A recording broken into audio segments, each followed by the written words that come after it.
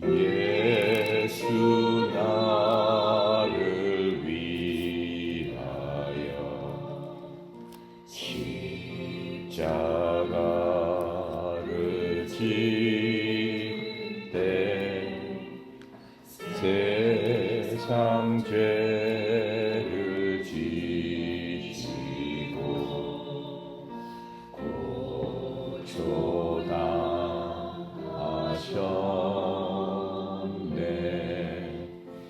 예수님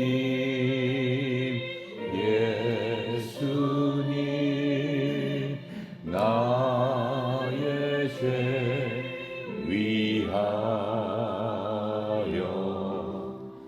보배 피를 흘리니 죄인 받으소서.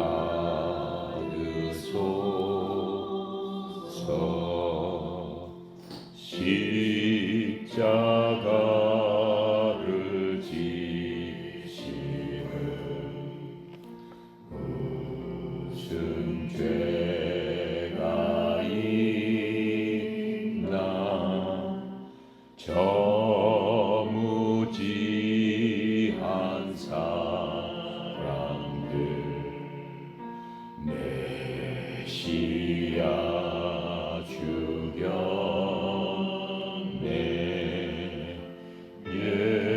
예수님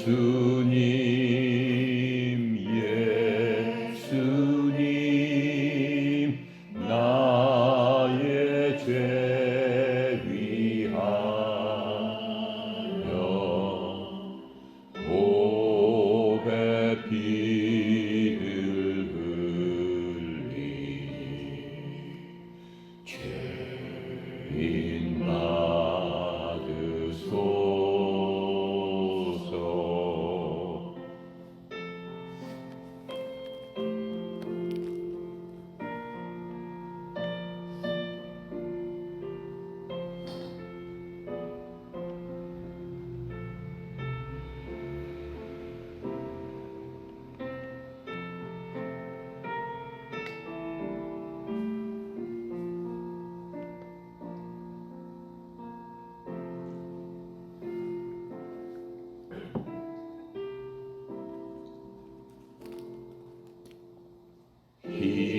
이와 같이 붉은 죄 없는 이가 없네.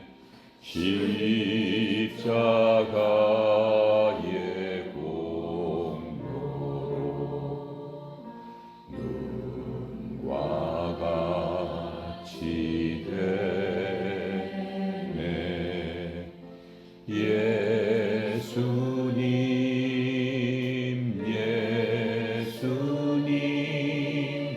나의 죄 위하여 보배 피를 흘리니 죄인 받으소서.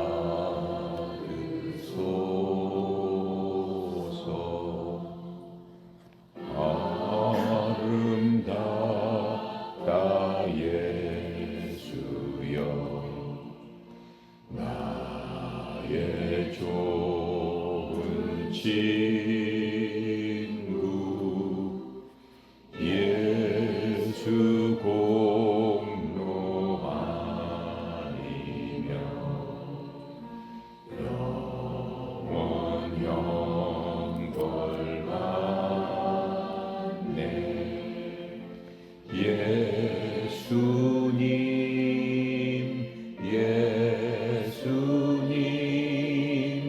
나의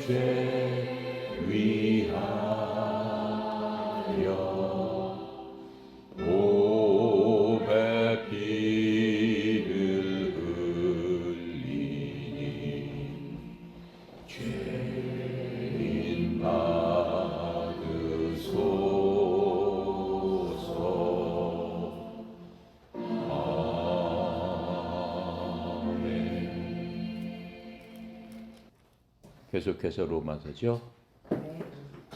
로마서 오늘 26장부터 23장 26절부터 31절까지 하도록 하겠습니다. 함께 읽고 같이 나눠보도록 하겠습니다. 3장 26절입니다. 곧 이때 자기의 의로우심을 나타내사 자기도 의로우시며 또한 예수 믿는 자를 의롭다 하려 하심이라. 그런즉 자랑할 때가 어디냐 있을 수가 없느니라. 무슨 법이로냐 행위로냐 아니라 오직 믿음의 법으로니라. 그러므로 사람이 의롭다 하심을 얻은 것은 율법의 행위에 있지 않고 믿음으로 되는 줄 우리가 인정하노라.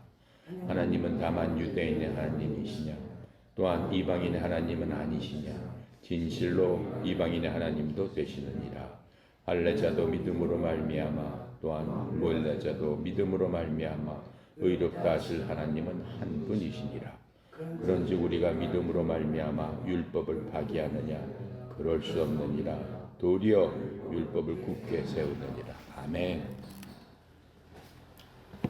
드디어 3장 마지막 부분입니다. 26절 보겠습니다. 곧 이때 자기 의로우심을 나타내사 자기도 의로우시며 또한 예수 믿는 자를 의롭게 하려 하심이라.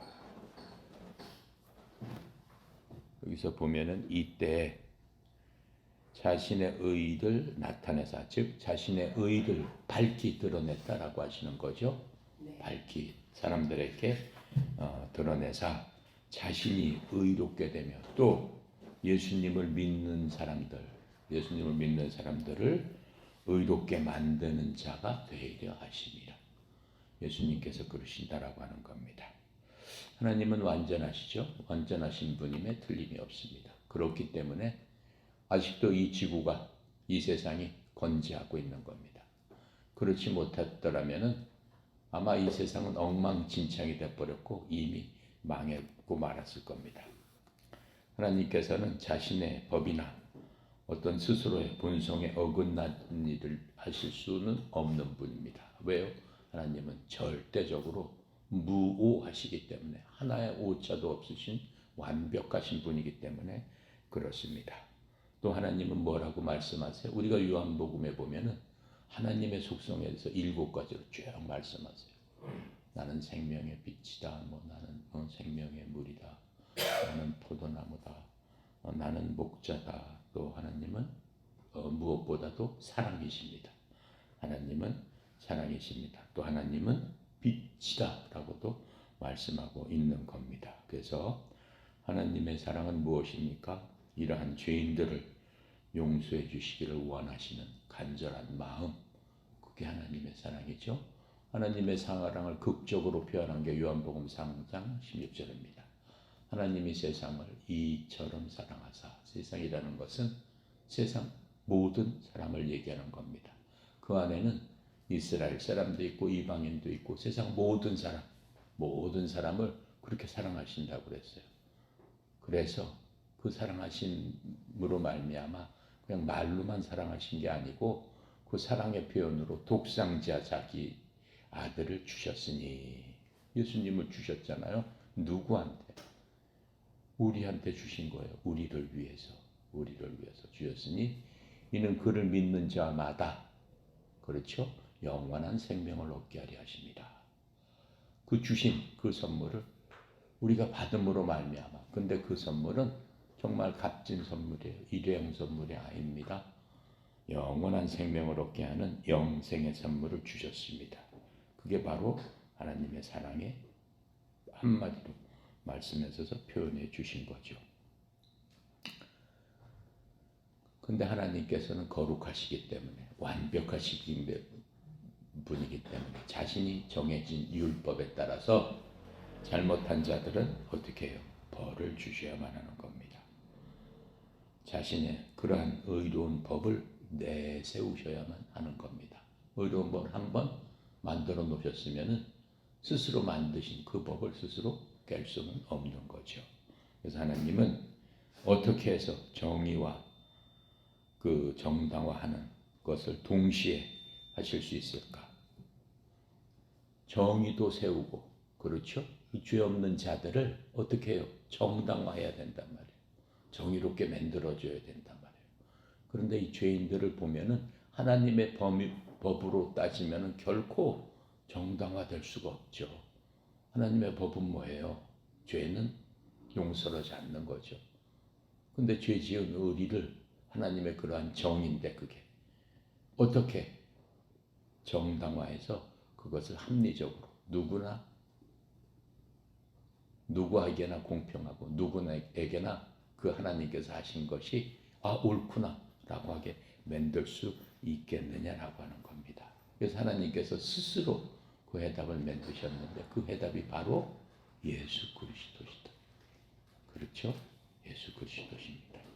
그래서 예수님이 십자가에서 세상 사람들의 모든 사람들의 죄를 위해서 하나님의 진노로 고난을 당하신 겁니다. 예수님이 당하신 고난은 하나님의 뜻이에요. 그게 로마 사람들이 그렇게 한 게 아닙니다. 로마 사람들을 이용한 하나님의 뜻이다라고 하는 거예요. 그러니까 그 당시는 하나님께서 예수를 아들로 보는 게 아니죠. 죄덩어리로 봤어요. 왜요? 모든 사람의 죄를 짊어졌기 때문에. 모든 사람의 죄를 다 받아들였기 때문에. 누가 허락하신 거예요? 그것도 하나님이 허락하신 거예요. 왜요? 하나님의 정의와 하나님의 공의를 어떻게 해요? 정당화시키기 위해서. 하나님에도 불구하고 그게 또 하나님이시기 때문에 가능해요. 무호하신 하나님이시기 때문에 그게 가능하다라고 하는 거예요. 인간이면 그렇게 할 수 있겠어요? 정의를 내던지고 말지. 그렇잖아요. 자신의 아들을 위해서 정의를 내던지는 사람 하찮은 것 같고 요새 텔레비에 많이 나오지 않습니까? 그렇죠? 옛날 법무부 장관이 자기 아들, 딸들 대학에 보내기 위해서 어떻게 해요? 그냥 공적인 법무부 장관이면 가장 법을 잘 지켜야 될 사람이 자기가 나서서 법을 안 지켜가지고 어떻게 했어요? 자기 아들, 딸들을 위해서는 그냥 눈 뚝 감고 법이 하지 말라는 것은 다 불법을 저질렀지 않습니까? 그게 사람이다라고 하는 거예요. 그렇죠? 하찮은 법무장관도 그렇게 하는데 모든 것을 만드신 하나님께서 어떻게 해요? 자신이 만든 법을 지키시기 위해서 자신을 희생하시는 그런 것. 바로 그분은 하나님이시고 그래서 우리는 하나님을 믿을 수 있는 분이다. 그래서 우리는 하나님을 신실하신 분이다. 그래서 어떠한 경우에도 우리는 하나님을 믿을 수 있습니다. 그래서 우리가 항상 아멘 그러는 겁니다. 자, 그래서 예수님이 십자가상에서 이 세상 사람들 우리의 모든 죄를 위해서 하나님의 진노로 고난을 당하셨을 적에 예수님은 하나님의 법의 요구에 충분히 인내하셨어요. 또 감당하셨어요. 도망가지 않으셨어요. 그래서 예수님께서 그러한 고통을 다 하시고 십자가에 달리시기 몇 시간 전에 겟세마네 동산에 올라가셔서 아버지 하나님께 기도하지 않습니까? 그때는 인간이셨어요. 인간적으로 그 고통을 다 하시는 거예요. 조금 있으면 자기 살이 다 도려지고 그렇죠.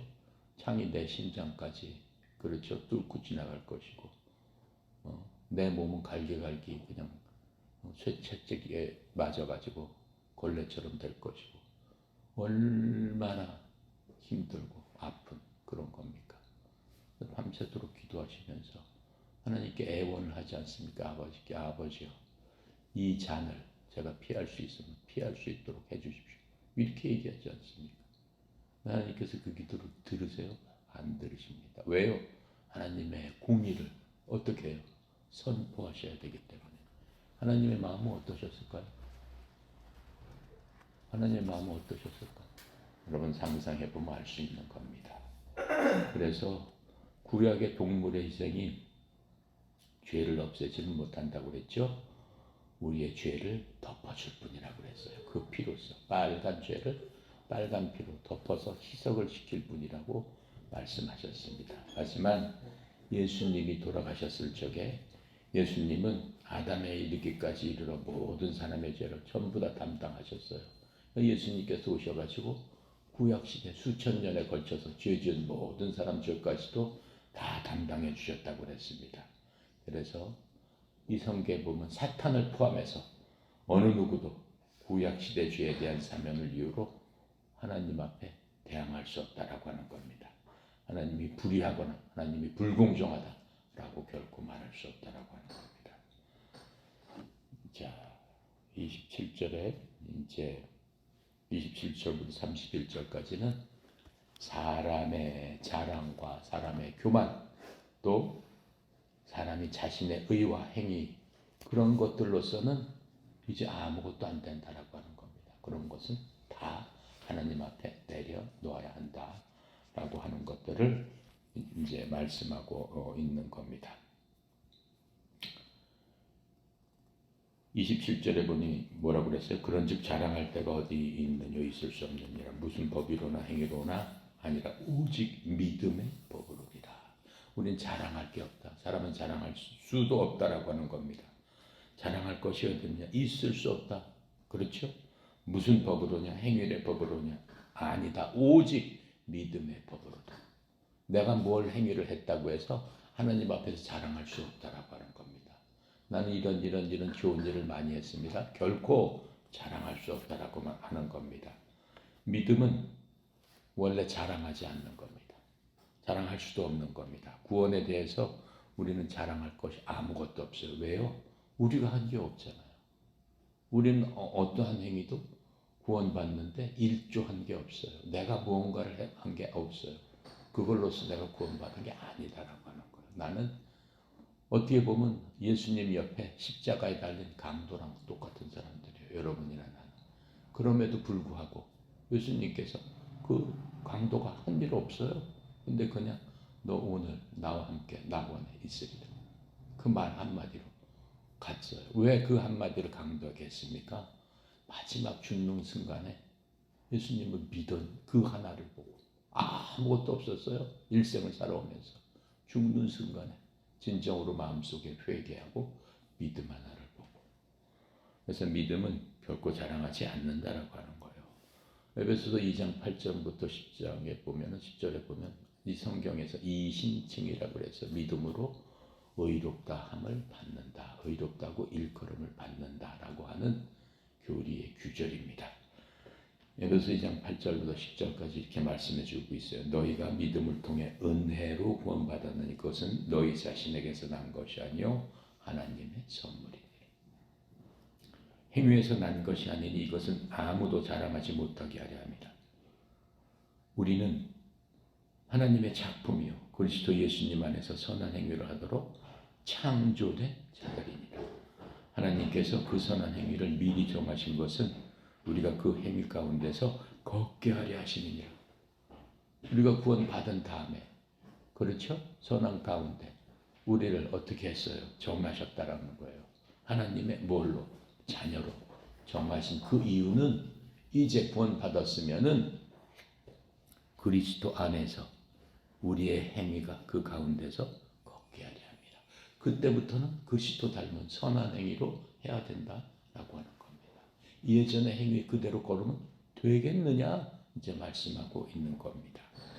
28절입니다. 그러므로 사람이 의롭다 하심을 얻는 것은 율법의 행위에 있지 않고 믿음으로 되는즉 우리가 아느니라. 그러므로 사람이 의롭다 하심을 얻는 것은 율법의 행위에 있지 않고 믿음으로 되는즉 우리가 아느니라. 어때요? 그래서 사람의 행위는 구원받기 전후가 있습니다.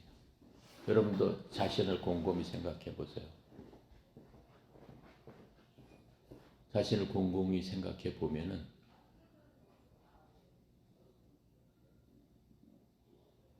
구원받기 전에 내 행위와 구원받은 이후에 내 행위가 있죠?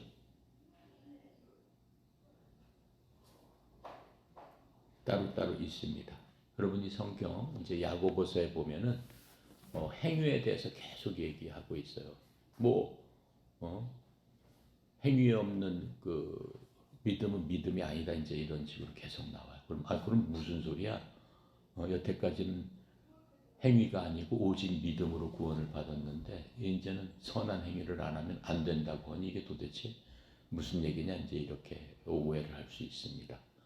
근데 그거는 구원받은 이후에 사람들의 행동에 대한 그 지침을 얘기해 주고 있습니다. 구원받았으면은 어떠한 행동을 해야 되지 않겠느냐. 구원받아 놓고 전혀 구원받기 전의 행동과 똑같이 한다면 과연 그 사람이 구원받았다고 할 수 있겠느냐. 의심해야 되지 않겠느냐. 난 분명히 예수 믿고 구원받았습니다라고 했는데 하는 짓 보니까는 똑같아. 어떤 때는 더해. 그 사람이 과연 구원받은 사람이라고 할 수 있겠느냐. 너희들이 곰곰이 생각해 봐야 된다라고 지금 얘기하고 있는 바로 그런 겁니다. 자, 그래서 사람의 구원 교리는 뭐냐면은 구원받기, 하나님의 구원 교리는 뭐냐면은 구원받기 전의 행위는 구원에 아무런 영향이 없습니다. 여러분이 구원받기 전에 무슨 일을 했더라도, 아주 흉악한 일을 했더라도 구원과는 아무런 상관이 없어요. 그게 무슨 얘기예요? 강도를 예를 들면 여러분 알 수 있잖아요. 예수님 옆에 있던 강도, 사람 죽이고 못된 죄로 흉악한 일을 했는데도 불구하고 딱 믿음 하나로 그 모든 것들이 어떻게 해요? 완전히 사라져버리지 않았습니까? 구원받기 전의 행위는 구원에 아무런 영향이 없습니다. 그런데 사람들이 괜히 겁을 내요. 아, 나 같은 사람이 뭐 교회 갈 자격이 있어. 아, 나 같은 사람이 예수님 뭐 믿을 자격이 있어. 아, 내 좀 회개도 하고 술도 끊고 담배도 끊고 좀 거룩하게 된 다음에 하나님 말씀대로 좀 선하게 산 다음에 그 다음에 교회 가야지. 그 다음에 하나님 앞에 가야지. 하나님이 그런 사람을 원하시지 않죠? 하나님은 어떤 사람을 기뻐하시는 거예요? 강도 같은 사람. 예수님 옆에서 하나님 마음이 깊으셨을 거예요. 세상에 가장 흉악한 강도가 돌아서서 하나님께 돌아올 적에 더 큰 영광을 하나님께 드린 거다라고 하는 거예요. 그렇죠? 그러니까는 그럴수록 우리가 죄가 있고 마음에 구원받고도 얼마든지 많은 죄를 짓습니다. 왜요? 우리가 육체를 입고 있기 때문에. 그럴수록 우리는 어떻게 해야 돼요? 하나님의 영광을 위해서 죄 짓자마자 돌이켜야 돼요. 죄를 짓게 되면 예수 믿게 되면 마음이 무거워져요. 남하고 욕을 하고 남하고 싸움만 해도 예전에 아무렇지도 않았는데 마음이 무거워져요. 아주 마음이 심란해집니다. 그럴 때는 어떻게 해야 돼요?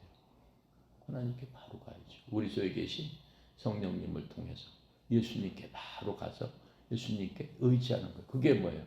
바로 기도라고 하는 겁니다. 그렇죠? 그럼 예수님께서 어떻게 한다는 거예요? 우리의 모든 것들을 새롭게 하시고 우리 마음속에 평안을 주신다라고 하는 거예요. 그래서 여러분 그런 경험을 자주 해야 돼요. 힘들 때마다 하나님께 나가서 간절히 기도했을 적에 주님께서 주시는 평안을 주시겠다라고 했어요.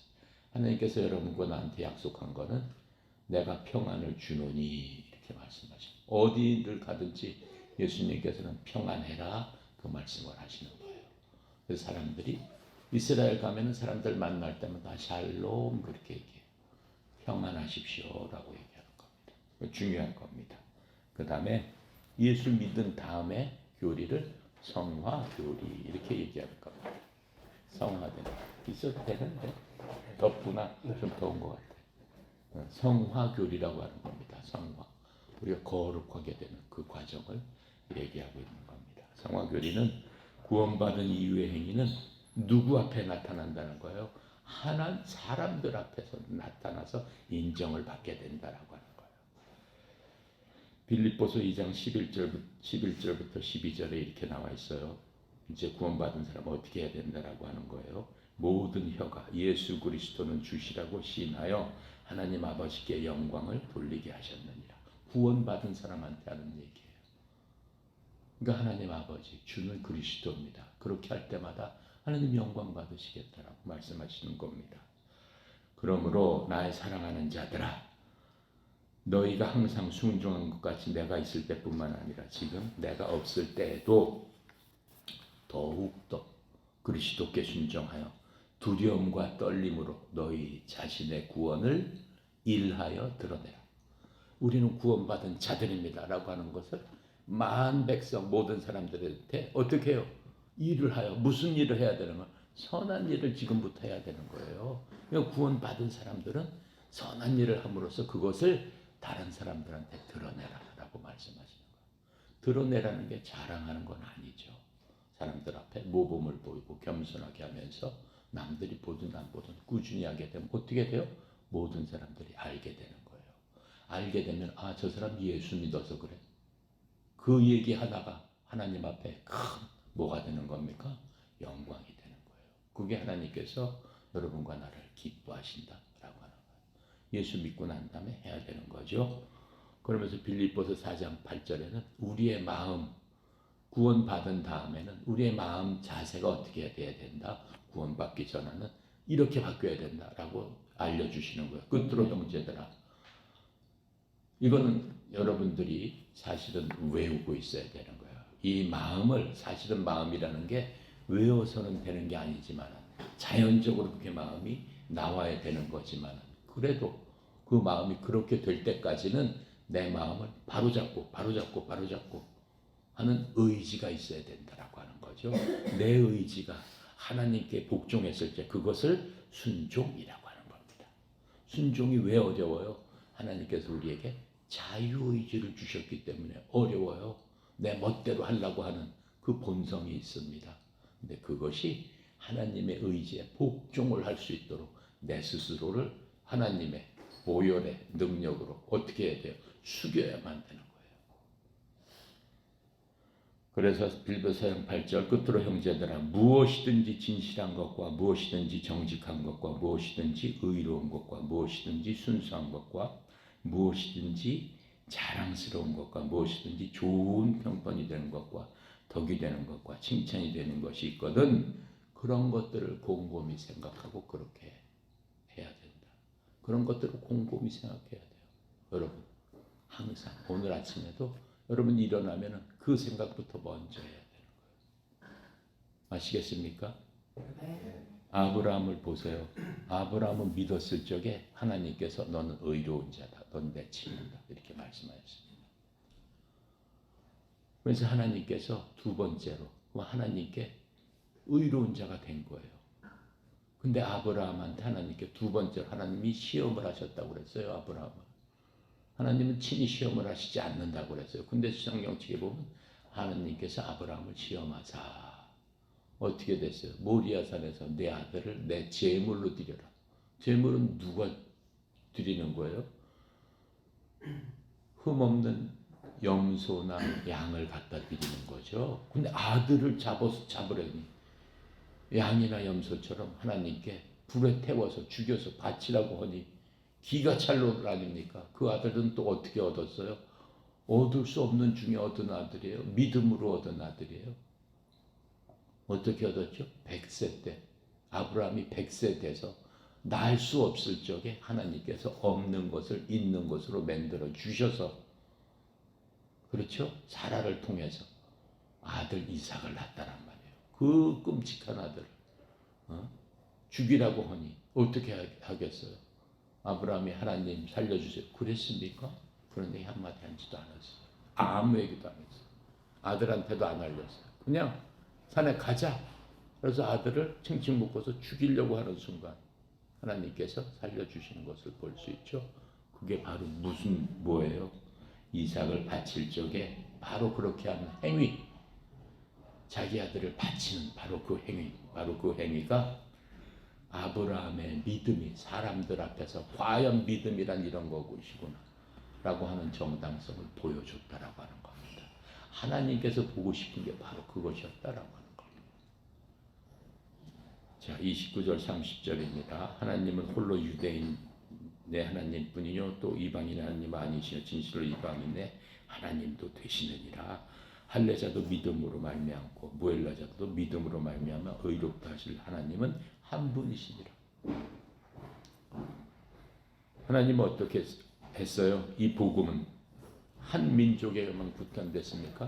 복음이 뭐예요? 예수님께서 십자가에서 돌아가셔서 죽으시고 그 죄를 갖다가 다 어떻게 예수님께서 담당하셨는데 그 죄는 오직 이스라엘 사람들의 죄만 담당하셨어요? 아니죠. 이 세상 모든 죄를 담당하셨다고 얘기했죠. 하나님이 세상을 이처럼 사랑하사. 그렇죠? 독생자를 주셨으니 그 믿는 자. 뭘 믿는다는 거예요? 예수님께서 내 죄를 담당하셨구나. 그것을 믿는 자. 바로 그걸 얘기하는 거죠. 그러니까 세상 모든 죄, 이방인의 죄, 모든 나라 사람들의 죄, 모든 사람의 하나님이신 거잖아요. 그렇죠? 그래서 모든 사람 위해서 돌아가셨다는 거예요. 그래서 그 하나님께서는 한 하나님이다라고 하는 거예요. 모든 민족이 한 하나님이시다라고 지금 말씀하시는 겁니다. 31절입니다. 그런즉 우리가 믿음으로 말미암아 율법을 폐하느냐? 결코 그럴 수 없느니라. 도리어 율법을 굳게 세우느니라. 율법의 목적은 뭡니까? 죄를 알리고 정죄하는 거예요. 거울과 같다고 그랬어요. 너한테 무슨 죄가 있다, 무슨 잘못이 있다. 그것을 상세하게 보여주는 거예요. 무엇은 죄다, 무엇이다라고 하는 것들을 보여주고 이렇게 죄를 지었으면 어떠한 벌을 받아야 된다라고 알려주는 게 바로 율법의 목적. 그렇죠? 그게 율법의 목적이에요. 그래서 율법이 복음은 율법이 하는 일을 할 수 없습니다. 또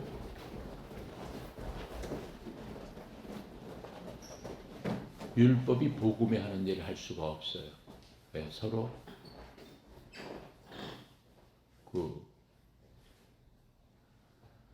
다른 직무를 하게 되면은 문제가 생기는 거죠. 그래서 율법은 우리를 그리스도께로 인도하는 뭐라고 그랬어요? 선생님이다라고 얘기했어요. 그리스도께로 인도하는 선생님. 그 옆에 앉아. 거기 앉아. 그 옆에. 여기 앉아. 그 옆에. 그리스도께로 인도하는 선생님이다 이렇게 말씀하고 있는 겁니다. 갈라디아서 3장 24절부터 25절에 보니까 이렇게 써 있습니다. 그런즉 율법은 우리를 그리스도께로 인도하는 훈육 선생이었으니, 훈육이라는 것은 말하자면은 학교에서 보면 지금 뭐라고 얘기해야 되나? 체육 선생님들이 보통 훈육 선생님을 하죠. 애들 늦게 오면은 우리 어렸을 적에 엎드려 해서 교문 앞에서 맞고 복장 잘못됐으면 제대로 하라고 가리키고. 그 무슨 선생님이라고 하냐? 그 선도지, 선도. 그렇죠? 교련 옛날에 군사훈련할 때지. 이분들은 교련 몰라요. 우리 때는 고등학교 때 다 군사훈련 했어요. 총 쏘는 법까지. 뭐 언제 전쟁 날지 모르지. 총검술 이런 거 다 배웠어요. 전쟁 나면 학생들도 같이 싸워야지. 지금 왜 안 하는지 몰라. 다 해야 돼. 앞으로 여자도 군대 갑니다. 네, 우리나라가 5년만 지나면은 병력이 없어요. 군대 갈 사람이 없어요. 지금 50만 명인데 앞으로 5년 후, 10년 후는 병력이 20만 명으로 줄어요. 젊은이가. 통계상 지금 수치로 20만 명이 되면은 우리나라를 못 지킵니다. 지킬 수가 없어요. 우리나라 지킬 수 있는 적정 아무리 작아도 적정 최소한 40만 명이 돼야지 육해공군이 우리나라를 지킬 수 있어요. 어떻게 해야 되겠어요? 여자도 군대 가야 된다라고 하는 거예요. 여자도 똑같이. 그럼 아마 여자가 훨씬 잘하지. 우리나라 사람들은 세지. 더 아마 센 최고 센 군대가 될 거야. 그렇죠? 여자들도 뭐 신나는 거지 뭐. 그렇죠? 어쨌든 자, 그래서 이러한 그 율법이 우리를 그리스도께로 인도하는 선생님이 됐습니다. 훈육 선생이었어. 이것이 우리가 믿음으로 의롭게 되게 하려 합니다. 훈육 선생은 됐는데 어떻게 해요? 믿음으로 의롭게 돼야 되지 않겠느냐. 율법은 뭐예요? 저 거울에 비치니까 내가 잘못한 것만 계속 보여주고 계속 지적질만 하는 거야. 그러면 도대체 어떻게 고칠 수 있고 내가 잘못된 거, 더러운 거 어떻게 씻을 수 있을까? 그거를 알려주는 게 율법이다. 그쪽으로 데리고 가는 게. 왜요? 내가 잘못된 것을 알아야지만 고칠 거 아니에요. 잘못된지도 모르는데 고칠 수 있어 없어? 없어요. 여러분 아침에 나올 적에 최소한 거울 한번 본 사람 손 들어봐. 거울 안 보고 오는 사람도 있구나. 알았어. 거울 안 보고 오는 사람은 아주 깡이 좋은 사람이지. 세수도 안 한 사람이야. 혼합 안 하기 때문에. 내가 모르겠다라고. 그러면 안 되는 거야. 거울을 비춰 봤을 적에 알려주잖아요. 네가 이렇게 잘못됐고 이렇게 잘못됐고 이렇게 잘못됐다. 근데 거울은 여러분한테 알려주기만 하지 거울이 고쳐줘요? 너 눈곱이 꼈으니까 이리 와 가까이 와 가까이 거울 가까이 가봐. 거울아 나 눈 조금 띄워줘라. 그럼 뭐라 그래 거울이? 에이 사람아, 에이 사람아 네가 띄워야지. 그걸 내가 어떻게 띄워? 그런단 말이에요.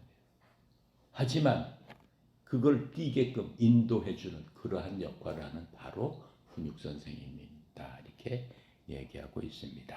자, 그래서 이 바로 훈육 선생이 믿음으로 의롭게 돼야 된다. 너는 그거 깨끗하게 하려면 믿음으로 의롭게 돼야 돼. 계속 믿어야 돼. 알려준다라고 하는 겁니다. 그 다음에 믿음이 온 뒤에는 우리가 더 이상 훈육 선생 아래 있지 않게 되는 거죠. 거울이 필요 있어요? 없어요? 없어요. 왜요? 예수님 안에 들어가면 항상 우리의 모든 것들을 깨끗게 해주시니까 더 이상 비춰볼 일이 없잖아. 예수 그리스도의 피로 인해서 한번 깨끗하게 된 사람은 영원히 의롭게 됨을 얻는다라고 하는 거죠. 서로 우리가 뭐가 잘못돼서 묻었을 경우 그때마다 주님께 의지하고 의뢰하고 아뢰기만 하면 주님께서 다시 깨끗하게 씻어 주신다라고 하는 겁니다. 그게 로마서 3장의 말씀입니다. 이제 로마서 4장부터 8절까지 보면은 바울이 하나님의 위대하신 구원 계획에 따라서 유대 민족의 아버지 아브라함부터 시작해가지고 어떻게 구원을 했는가라고 하는 것들을 알려주는 겁니다. 자, 3장까지 하느라고 고생하셨습니다.